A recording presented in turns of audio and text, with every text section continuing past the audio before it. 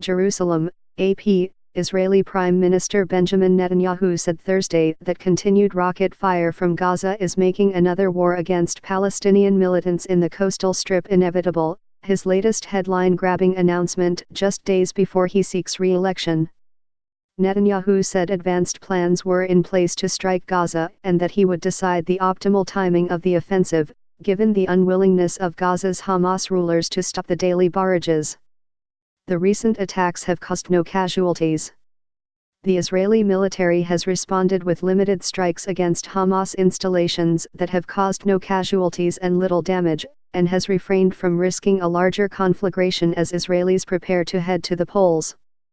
The Israeli leader has been criticized for failing to respond harshly to the rockets, which have sent residents of southern Israel racing for cover. Netanyahu, who counts on the working class, Gaza border towns as part of his electoral base, was himself whisked away by bodyguards from a campaign event on Tuesday when Palestinian militants fired rockets toward the area. Israel withdrew from the Gaza Strip in 2005 and Hamas militants seized power 2 years later. Israel and Hamas have fought 3 wars and engaged in several other rounds of violence over the past decade. I do not wage war unless it is a last resort, and I don't risk the lives of our soldiers and citizens just to get applause, Netanyahu said in an interview with Kan Rashid Bet Radio. We will probably have no choice but to set out on a big campaign, a war against the terror forces in Gaza. I won't start it 1 minute before we are ready, and we are preparing for a different war, he added, shortly before flying to Russia for a meeting with President Vladimir Putin. It was Netanyahu's first major interview with a mainstream media outlet in a frenetic campaign in which he has been dictating the agenda with a dizzying array of maneuvers. Just this week, he alleged fraud in Arab voting areas, without providing any evidence, and pushed for legislation to place cameras in polling stations on election day. He also claimed to have located a previously unknown Iranian nuclear weapons facility and vowed to annex the heart of the West Bank if he wins re-election. His pledge to extend Israeli sovereignty over the Jordan Valley sparked international condemnation. Stefan Dujarric, spokesman for the UN Secretary-General, said it would be a serious violation of international law. Jordan, one of only 2 Arab states to have reached a peace agreement with Israel, condemned Netanyahu's catastrophic announcement. It will not only undermine the 2-state solution, which the whole world sees as the only path toward resolving this conflict, but it will kill the whole peace process, Foreign Minister Ayman al-Safadi said.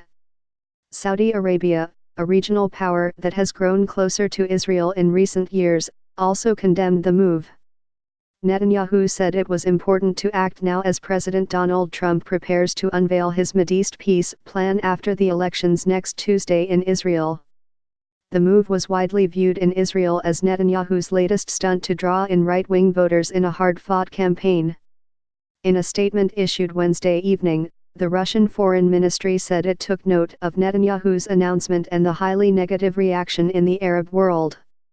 It said it would share its concerns with Israel since implementation could trigger a sharp escalation in the region and undermine hopes for establishing a lasting peace between Israel and its Arab neighbors. Prior to his departure to Sochi, Netanyahu said the focus of his talks with Putin would be to promote the joint goal of removing Iranian forces from neighboring Syria. Netanyahu and Putin have met regularly in recent years to coordinate military activities in Syria. Netanyahu has for years argued for aggressively countering Iran's nuclear program and its regional activities, and often takes pride in having a strong working relationship with both Putin and Trump. However, Netanyahu's clout in Washington appeared to take a hit this week with the firing of one of his like-minded allies in the administration, National Security Advisor John Bolton, amid reports that Trump was considering meeting with Iranian President Hassan Rouhani and easing sanctions against Iran. In his radio interview, Netanyahu defended his record. Where did this strong sanctions policy against Iran come from if not from the struggle that I led? Indeed, I have had influence on Trump, he said. You can tell the President of the United States with whom he should meet, but there is not one person who has influenced more, and continues to influence, the aggressive stance against Iran than me, and everyone knows that. ________. Follow Heller at www.twitter.com/AaronHellyRap.